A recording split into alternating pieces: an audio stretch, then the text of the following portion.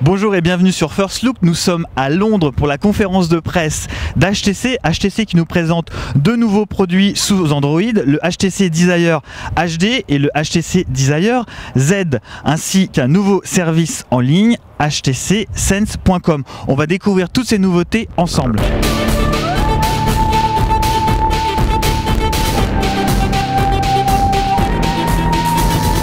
Je suis avec Yves qui va nous présenter le Desire HD. Quelles sont les grosses nouveautés concernant ce terminal qui est en fait un pendant du HTC Evo 4G américain?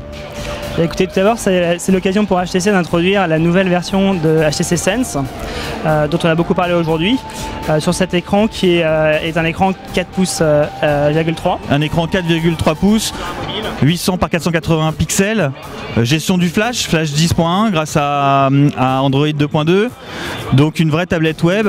Au niveau des specs, on a un processeur Qualcomm 8255, c'est ça? C'est bien ça, oui, 85. Donc la nouvelle version processeur 1 GHz qui n'est pas le même que le HTC Desire. A priori, on aura donc des performances notamment en 3D et en HD bien supérieures. Justement concernant la HD, ce Desire HD filme en HD en 720p. Absolument, donc il permet à la fois de visualiser et d'enregistrer des vidéos en 720p. Et d'ailleurs l'interface Sense permet également de les partager en DLNA sur une télévision compatible ou par le biais d'un accessoire appelé MediaLink si la télé n'est pas compatible DLNA. Très bien. Au niveau du capteur, donc on a dit possibilité de capturer des vidéos HD en 720p, c'est un capteur de 8 mégapixels. Oui, c'est 8 mégapixels. Avec un double flash LED. C'est bien ça. Et ce qui est nouveau aussi dans l'interface, c'est la possibilité, quand on prend une photo, d'appliquer un effet directement au moment où on prend la photo. Donc on visualise avant même d'avoir pris la photo à quoi elle va ressembler, y compris avec l'effet. Donc ça permet de jouer un petit peu plus que d'habitude avec les photos, avec également la possibilité de la détection automatique de visage, qu'on va retrouver après aussi sur une fonctionnalité sympathique quand on veut partager la photo, la possibilité d'aller taguer ses amis sur la photo avant de la partager sur Facebook. Stockage, mémoire RAM, qu'est-ce qu'on a à l'intérieur? Au niveau du stockage, on a une mémoire accrue puisqu'on a 1 giga de stockage en interne. Donc pour stocker ses applications par exemple? Exactement, même si Froyo permet également d'en stocker une partie désormais sur la carte SD. La carte SD fait elle 8 gigas. Alors, nouveau form factor également, un design monobloc comme le HTC Legend. Oui, donc c'est quelque chose qu'on retrouve sur de nouveaux produits. Donc c'est également un monobloc qui donne quand même un aspect vraiment séduisant au premier abord, à la manière de ce qu'on pouvait effectivement trouver déjà sur le Legend. Dernière question sur le ciblage. On a donc le HTC Desire qui marche très bien. Là on a HTC Desire HD qui est un petit peu plus grand donc, que le Desire. C'est clairement pour contrer le Samsung Galaxy S.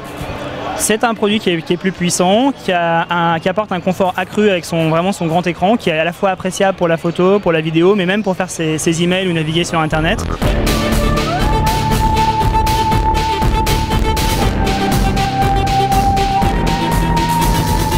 À côté du Desire HD, l'autre grosse nouveauté matérielle d'aujourd'hui, c'est le Desire Z. Alors pourquoi Z? À cause de cette fameuse charnière qu'on trouve sur le clavier coulissant. Outre le mécanisme, un effort vraiment tout particulier a été apporté pour le confort de l'utilisation, de manière à ne pas buter contre l'écran du téléphone, ce qui est souvent le cas sur ces produits-là à slider sur le côté. De même que sur la disposition du clavier, sur lequel les touches les plus utilisées sont vraiment accessibles. Et en plus, on retrouve également 2 touches entièrement personnalisables, que ce soit pour paramétrer des actions ou pour le lancement des applications de son choix. On trouve également une touche sensitive en dessous, c'est un pavé tactile, un écran haute résolution 800 par 480 également. Oui, c'est un écran 3,7 pouces qui ne surprendra pas les utilisateurs du Desire actuel, sur lequel on retrouve vraiment le confort de lecture du précédent produit. Donc une configuration matérielle un peu plus puissante que le Desire traditionnel, même s'il est cadencé à 800 MHz. Oui, notamment au niveau de la mémoire, on retrouve 1 giga de mémoire embarquée, il est livré avec une carte mémoire supplémentaire, la plupart du temps 8 Go, ce qui permet d'avoir vraiment tout l'espace dont vous pouvez souhaiter pour stocker à la fois vos applications ou vos contenus. Donc c'est finalement un produit à destination des personnes qui souhaitent un Desire avec un clavier finalement. C'est vraiment ça, c'est souvent le reproche qui a été fait par HTC par le passé d'oublier les gens qui aiment les claviers. Voilà un produit qui a été vraiment pensé et conçu pour les fans des claviers qui vont pouvoir à nouveau se régaler en tapant leur SMS ou leur mail avec un clavier matériel plutôt qu'avec le clavier virtuel. Donc toujours animé par Android 2.2, le Flash 10.1 pour la lecture des vidéos Flash en navigation web. Cette conférence de presse a été également l'occasion de présenter un nouveau service d'HTC, le htcsense.com. Alors en gros ça ressemble à quoi? Quel est l'intérêt de ce service gratuit, il faut le préciser?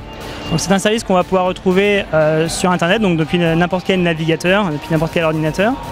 On va pouvoir, en se connectant, avec le compte qu'on a créé depuis son téléphone au moment où on l'a configuré, retrouver un certain nombre de fonctionnalités qui sont sur le téléphone.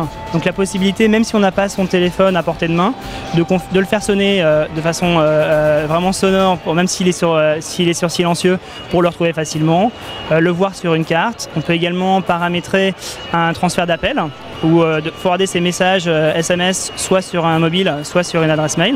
Donc ça permet de rester en contact avec tous les gens qui cherchent à nous contacter, même si on n'a pas son téléphone sur soi.